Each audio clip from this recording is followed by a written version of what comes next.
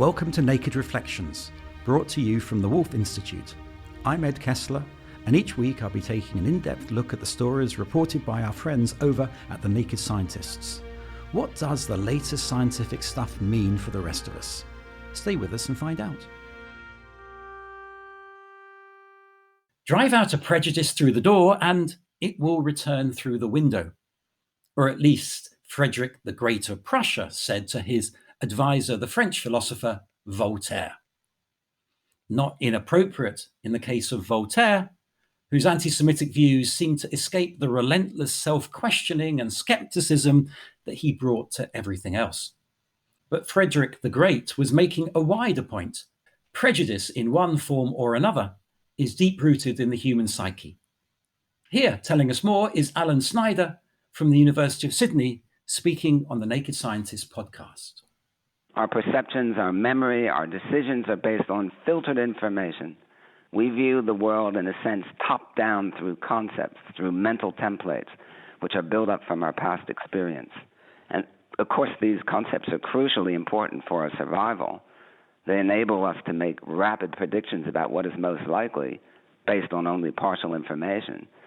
But the strategy leaves us susceptible to certain kinds of perceptual and cognitive errors, visual illusions, false memories, prejudice, and it makes us inclined to connect the dots in ways that are familiar rather than to explore novel interpretations. Prejudice is our subject this week, and defined like that, it does not sound too toxic, but we all know where it can lead. Joining me to discuss prejudice is a young dynamic Anglican priest, Reverend Jack Noble of St Marylebone Church in London, and social psychologist Dr. Kitty Alone, research fellow and outreach manager at the Wolf Institute, who has a special interest, thankfully, in morality. Welcome to Naked Reflections. So the contrarian in me wants to ask if the implications of what Alan Snyder says is that we should be more forgiving of certain sorts of prejudice, especially if that prejudice is an intrinsic nature of who we are. Let's start with you, Kitty. What do you think? Well, I think before we can launch into that answer, we need to really understand the roots of prejudice in our brains, in our psychology. Humans have evolved to live in groups. And as a result, we sort of pass the world into the groups we belong to and the groups that we don't. And this has a very profound effect on our perception. So, for example, race, which is a very salient feature of a social category, is detected by the cognitive system in literally fractions of a second. Not only that, but recent neural studies have shown that there is a reduced neural activity in the parts of the brain that deal with face differentiation when we're looking at people of our own race and people of another race. So this gives us the natural tendency to view outgroup members more along their categorical line as being all stereotypes of a particular category rather than individual members. What this does not mean is that we naturally or will, as a result of that, go on to act in a typically prejudiced or detrimental way. So we do have these tendencies to break down the world into us and them. But what this doesn't mean is that we should or would act in a particularly problematic way, leading to sort of downright prejudice and then sort of along to discrimination. So in terms of whether we should forgive prejudice, that question for me as a psychologist is very much tied in with how it develops in the brain and whether that ultimately means that it translates into behavior. And for me, I would suggest, and also a body of research would suggest, that these innate or tendencies can be overridden, so they don't necessarily have to translate directly into prejudice behavior. So on the one hand, you're saying it is part of who we are, but on the other hand, you're saying we can get over it. Yes, pretty much, yeah. So, Jack, as a Christian, I think Kit is really saying we have to understand prejudice. But for you, I would imagine forgiveness is very much at the top of the list of dealing with prejudice, or am I wrong? Forgiveness is high up the list, hopefully, for a Christian in all manner of life. And I think one of the important things to understand about a Christian understanding of forgiveness is that it is a call forward. It has a forward momentum. So, for example, in the Book of Common Prayer, which is a foundational text for the Church of England and the Anglican tradition, that 17th century liturgy, when we make our confession to God and are absolved, we say that we intend to lead a new life, following the commandments of God and walking from henceforth in his holy ways. So you're right, we bring our prejudice to the table, literally, in the case of the altar, and we walk away intending to be better. because forgiveness is not just about patting us on the head and saying we're all right as we are. It is actually a forward invitation, a forward momentum into a new way of living, in which, as we know, prejudice actually, it isn't what we're called to. It isn't the best of ourselves. But it is part of who we are. And of course, there are plenty of Christians and people of all faiths who are prejudicial. So, why is that? If religion is preaching tolerance and fighting and tackling prejudice, do we find it so prevalent in religious society as well as in lay? It's prevalent in religious society because, exactly as Kitty described, it's just prevalent in society. There is no separation of the experience of human beings as religious beings than as social beings or as psychological beings. So we aren't immune from the foibles of being human. Quite the opposite. We're human beings seeking to understand what it means to be fully alive. But because we're seeking to be fully alive, we should be seeking to understand prejudice exactly as Kitty describes, so that we can not be shackled by it, but find ourselves able to live with it in a positive and creative way. Well, Kitty, tell us a little bit more about prejudice, and in particular, the significant work of Gordon Allport, who wrote The Nature of Prejudice many, many years ago. Gordon Allport was an American psychologist, and in 1954 he published The Nature of Prejudice, which has gone on to be one of the most widely cited and widely read tomes in the social psychological literature. And he bucked the trend of the time, bringing groups together who had previously been hostile would be an absolute disaster. But for Allport, this idea of contact was at the heart of intergroup relationships. It was at the heart of ameliorating tensions between previously hostile groups. And this is the book where he really sort of outlined his what's called the contact hypothesis. And despite being written in the early 50s, this is still very much the text or the theory that most work in public policy, governmental research is based on. So if you read any kind of governmental document on prejudice reduction strategies, at some point they will acknowledge or doff their cap to Allport. And for Allport, bringing members of different groups together, or contact as he calls it, was the catalyst for increasing relationships between the groups. So for him, it wasn't just enough that they come together. There had to be a set of prerequisite features that had to be in place for it to actually evolve into a positive experience for both group members. So the first of which was the group members have to have equal status within the contact setting. The second point is that it must be a type of contact that allows people to get to know out-group members as individuals. The third prerequisite feature that Allport stipulated was that for contact to be positive, there had to be cooperation in the pursuit of a common goal. And the fourth point was that the contact situation had to have the support of authority figures. And this is very much the template that all interreligious dialogue is based on as well, these four prerequisite features involved in positive contact. Jack, can you relate to that fourfold approach of Allport? Because there are a lot of echoes, aren't there, in the religious world? Absolutely. There's real echoes there. An example that pops into my mind is a parish I used to work in South Manchester. We recently migrated Pakistani Bengali community, Muslim community, and us being the local Church of England parish church. And we could gather Christians and Muslims together to celebrate Mary as a great figure in our faiths and celebrate Our Lady and pray together and hear various scriptures. And just by spending time together, you realize for communities that otherwise could be estranged and feeding their own prejudices, that you aren't fire-breathing dragons, and neither are they. And even the radical nature of being together as people of faith, worshipping together, absolutely starts to deconstruct so much misinformation that over years and years has built up and is in danger of continuing to build up, which is a really healthy thing. And certainly here in London, in our local Church of England parish church, from which I'm speaking to you, on a Sunday morning, it's a hallmark that we are who we claim to be, that all odds and sods are sat together equal before the Lord on a Sunday morning. And as soon as our churches or communities become a monocultural or mono in any way, actually, we can assume that we are failing to be the body of Christ because we are self-replicating, and that therefore prejudice must be at work somewhere in there, be it conscious or unconscious, be it sort of an externally applied thing or internally and out.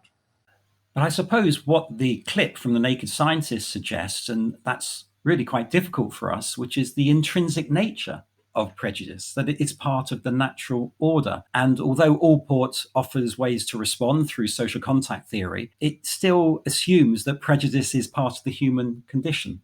So let's just look at that in a bit more detail and start with you, Jack, because there is an argument to say, isn't there, that by claiming to have some particular truth claim, you are exhibiting prejudice to those who don't have that same truth claim. There is a level on which particularity is always exclusive, absolutely. But the trouble is, without particularity, then we have no meaning either. My parents have been happily married for 30 years. It's only because they've committed to each other and only to each other that they have the beautiful gift of a lifelong relationship and family and children. But you're right, in interfaith dialogue, the same particularity, the same love, actually, the same commitment, not to people this time, but people with God and God with people, can so easily be twisted and become a dark thing. So we're always living in that creative place where particularity makes space for love and commitment and truth and beauty. But we need to live it out in such a way that it isn't a closed door, but a constant invitation to life and relationship, even with those who have committed to a different particularity. But there's a difference between particularity and diversity and prejudice. And I suppose I'm trying to tease out specifically the prejudicial side of religious belief. I'm not picking on you in particular, Jack. It's just you're our religious representative, you'll be pleased to know. And I'll turn to Kitty in a moment. But I want to push back a little bit more on that, because each faith tradition, and my own as a Jew and yours as a Christian, but it's true of Islam and beyond the Abrahamic faiths, in the Indic religions as well, have these truth claims, and they are often understood over and against those who are other. And I would define that as prejudice. So what do we do about it?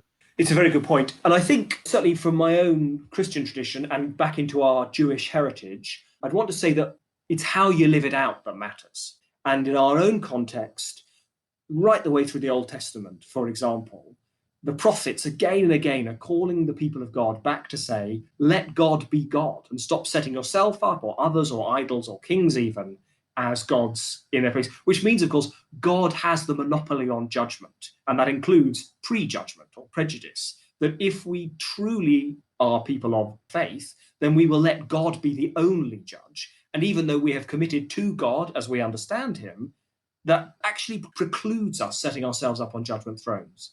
And in the New Testament, of course, we see Jesus treating people outside the fold in a radical way that disturbs those in authority and breaks the rules. And I, as a Christian, am constantly challenged each day to do the same.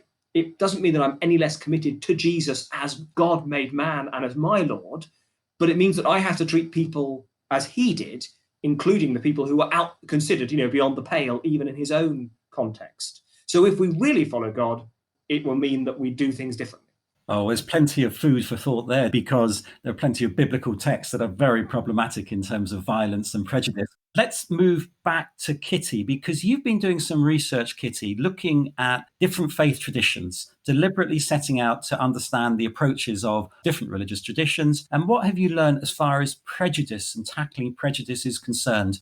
Well, now this, as you might expect, is an extremely grey area. So there's a vast body of work in social psychology that looks at what's called religious prosociality. And you find studies that suggest that religiosity increases people's prosocial behaviour. You find others that suggest that actually religion causes aggression, prejudice, hostility towards outgroup. And I think what we should avoid doing is thinking of religion as just a monolithic entity, because what's becoming clear in the literature is that different aspects of religiosity have differential effects. So you mentioned some wrathful examples of biblical scripture. So people found that by getting people to read very angry scriptures in the Bible, where God was clearly depicted as wrathful and vengeful, people, rather unsurprisingly, then went on to show much more hostility and aggression towards an outgroup. However, people that read a biblical passage with no indication of a wrathful God went on to show much less aggression and support for outgroup members. So it really depends what your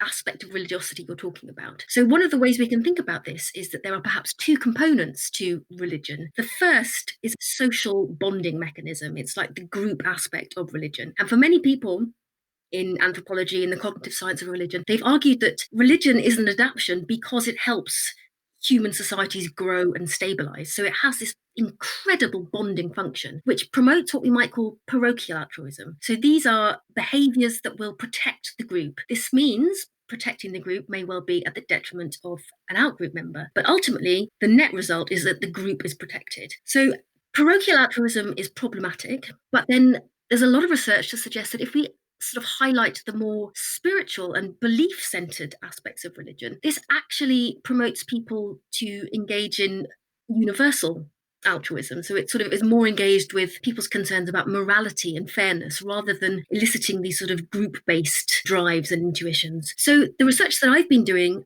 one of the things we're finding, and one of the huge problems that we're coming up against, is that within a contact situation, like Allport suggested, it's relatively easy to document some kind of attitudinal belief change in the participants. You might find, for example, if you run a dialogue between Muslim participants and Christians somewhere in the Middle East, you might find that they say their attitudes towards the outgroup has improved. But what we're finding is it doesn't always translate into the broader society. These effects do not transfer. These positive contact effects aren't seeping out into the broader social milieu and actually implementing sort of broader change. So this is problematic. But of course, people in a dialogue situation, for change to happen on a much broader scale, we can't just understand the minds of the people in the dialogue. We need to understand the minds of the people in the societies to which they return as well. You're listening to Naked Reflections with me, Ed Kessler. My guests this week are Jack Noble and Kitty Alone, and we're discussing prejudice. On a recent Naked Scientist Q&A, a South African listener phoned in and suggested that prejudice could be genetic. Here's Chris Smith responding. This is learned behaviour, and it's a behaviour that we pass on from one generation to another by the milieu at the time. The environment we grow up in is the one that we adopt behaviourally, because humans are a social species. We get on and we're successful as a large group, and the way we do that is we have evolved to have a very receptive brain that says, okay, you tell me how to behave and I'll copy you. So we copy our seniors, we copy each other, and we do that to fit in. So we all kind of sing the same song. And this means that if a group of people are born into an environment where everyone gets on, then they will get on, regardless of where someone comes from, what colour they are, and so on. On the other hand, if people are born into an environment where one group are set against the other, for no reason other than that's what everyone else around them is doing, these people adopt that behaviour to fit in with their particular group. And that's what we've got to disabuse people of that notion. Genetically, it's a much harder argument to make, because the thing is, humans are very intelligent for the most part. There are exceptions, we're all aware of a few of them, but for the most part, humans are very intelligent, and intelligence trumps. Is that the right word to use? It's a bad choice. Intelligence surmounts a lot of these things, and so actually there probably is an element of genetics at play here, in the sense that your genes make you receptive to messages, they make you sociable, they make you who you are by giving you a blank canvas to work with, but superimposed on that is your own intelligence, your upbringing, your education. Chris Smith was talking about racial prejudice, but I can't help feel that the arguments within the in-group are that much more bitter. I mean, we're very good at arguing with those that we're closest to, with those that we love. And so much of the religious stories have been about arguments between brothers, between siblings, between tribes, because they're both part of this in-group. Jack? Absolutely. And I'm much kinder to my friends' parents than I am to my own. I mean, I suspect that's true of all of us, which is maybe a mark of our belonging. And my parents might not agree when I'm being all cross and short-tempered with them, but actually there's something beautiful about the level to which you belong, and it's the intimacy that breeds the conflict. So as with all these markers of prejudice, maybe, they don't so much need to be ignored or even eliminated, but redeemed. So it's not about constructing a system in which they are completely powerless, but about taking their power and turning it for good. And the examples we've given, even in the discussion so far, for example, Kitty, you began with talking about skin colour. And I know that, over the course of human history, there's been a very varied picture about that. And until power was located in white northwestern Europe, say before then when it was located in southern Europe in the Roman Empire, actually skin colour wasn't such, and difference of skin colour wasn't such a seedbed of prejudice as it later became. So good programming is possible. And good change is possible. We don't have to just give in to these things. We can turn them to make it a positive force.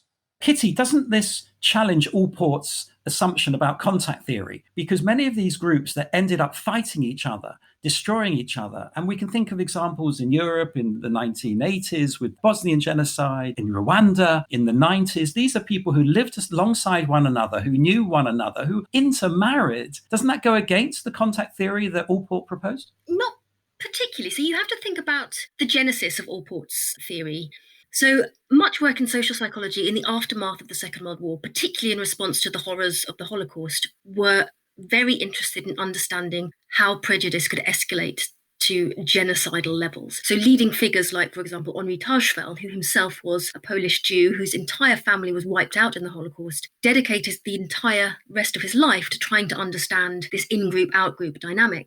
So Allport's theory on the nature of prejudice comes from a very particular place. It's looking at how facilitated conversations between minority and majority outgroup members. In a sense, it's a product of its time, but it really kind of laid the model for how conflict resolution has taken place in Europe in the aftermath of the Second World War. So it's not really an overarching theory of all human prejudice. He does specify very set and certain conditions for it to apply, and it does work in specific contexts. We tend to see outsiders as homogenous. And I know that's often directed to those groups that we don't know very well. They're all the same, and the use of the definite article, Jack. So why is there that tendency to see them as homogeneous? It sort of fits in with all the things that Kitty was saying earlier on about the kind of need to create a common identity. And I know certainly in the course of European history, that's been time and time again, especially in a history of anti-Semitism. And of course, it's a history full of misinformation as well. There's medieval cartoons of what Jewish people looked like and what they did at night. There's also the tendency, I think, to try and disempower that homogenizing and ultimately violent instinct by reducing us to individuals, as if the solution is to say, there is never a they, there is only an I. And I'd want to reject that as well, because I don't think it's actually freeing. I think it's just a different kind of enslavement. And we've been programmed for decades now, generations, to imagine that the I is the only safe place to be because that allows us to be in control and independent. And ultimately, it's an individualistic, consumeristic instinct. And it's all for the benefit of our capitalist masters rather than actually for our human flourishing. So somewhere in between that violence of aggressive they and this sad emulsification and dehumanization of the lonely I, somewhere in between there is a magic we, if we're going to call it that, or I don't know what you want to call it. And that's the sweet spot that we've got to aim for. And does the magic we mean that we're not them? At its best, it could be. And I think it also relies on different kinds of belonging. And I don't know whether this comes into contact theory or not. But so I don't belong to you because I am a Hindu and you are a Muslim. But I do belong to you because we're both live in the same village, or we're both bicycle repairmen, or we're both keen golfers. We've got to find different strands of belonging that break these things down, which I suppose, again, is to come back to my point earlier on of it's not about eliminating these things, it's about making them creative, about finding loads of ways of belonging rather than just a few ways of them and us. Yeah, I think Jack is right. I mean, nobody belongs to just one group. Over the course of your life, you have multiple group identities. You belong to various different sectors of society. So it's quite easy for people to reassess or redefine the boundaries of their group. So like Jack was saying, for example, if the shift goes from Hindu, Muslim to the more inclusive sort of members of one society, then you share that group membership. And within that, you harvest a lot of good, positive contact effects. And of course, these questions are especially hot at the moment when we're talking about gender, when for some people, the idea of a binary gender is exclusive and difficult, and even just a socially constructed fantasy and an oppressive one of that. And for others, there's something beautiful about femininity in its various forms and beautiful about masculinity, and they should be celebrated rather than destroyed. And for that matter, I'm sure there is beautiful emerging characteristics of those who identify in various ways that aren't either exclusively masculine or feminine. It sounds like, Kitty, that to tackle prejudice, you propose the contact theory and Allport's work. We're moving towards beginning with commonality alongside or even before meeting one another. In other words, the example you gave of the Hindu and the Muslim in India were actually all cyclists. We have the commonality. And once we recognize that commonality, we can move on to the fact that I'm a Muslim or I'm a Christian or a Hindu cyclist. Is there something in that in terms of commonality? Yes, absolutely. So you often find, particularly within sort of intercultural or interreligious dialogue initiative, that it's always the common identity is accentuated. So your example of cyclist was a great one, Ed, because it's always things like you'll find interfaith cycling or interfaith gardening, or sort of accentuating this common shared interest which people can bond across. So you see somebody as interested in the same things as you, rather than just somebody who is completely alien and completely undecipherable. But presumably from that, we have to move on to managing the difference, and it'd be foolish just to focus on the commonality and think it all stops there. Yes, absolutely. And that's why interreligious dialogue is so difficult. And that is why it does not always work. And when it does work, it may be temporary. So what we do see is people who have very positive attitudes to the other Christian members in their group, but they see these people as sort of exceptions to the stereotype rather than changing or updating their entire belief systems around the group Christians, for example. So there is a lot of work to be done. It's a very, very difficult thing to do. If it was easy, we would have stumbled across the solution millennia ago, but it's hard. It's very, very hard. But I do think that this pursuit of a common goal really is a promising way to try and address persistent difference between two faith communities, for example. And Jack, you were nodding along there. Is that something you'd agree with? Absolutely. And I wondered, you'll know more than I, on the ground as a kind of practitioner, if you like, in community, I get the sense that a few years ago, the move was to pretend that there is no difference and to really maximize the stuff that religious groups and others have in common, and sort of just not talk about the awkward family truths, if you like, of different belief systems. And now it feels like a much more bold and creative thing is happening in terms of interfaith dialogue, as I say, on the ground. We enjoy talking about the things we hold differently within a culture of respect and even admiration, despite the difference and the sincerity with which those different beliefs are held. Well, that's all we've got time for this week, and I'll be bold and end with a gag from Sydney Smith. I never read a book before reviewing it. It would prejudice my judgment. Thanks to my guests this week, Jack Noble and Kitty Alone, and thanks to you two for listening. If you'd like to get in touch with any comments, thoughts, or reflections of your own, you can email nakedreflections@wolf.cam.ac.uk. Let us know what subjects you'd like to hear more about and how you'd like us to cover them. We'd love to hear from you. In the meantime, you can find more episodes of Naked Reflections and subscribe to the Naked Reflections podcast wherever you access your podcasts or at nakedscientists.com/reflections. Do join us next time.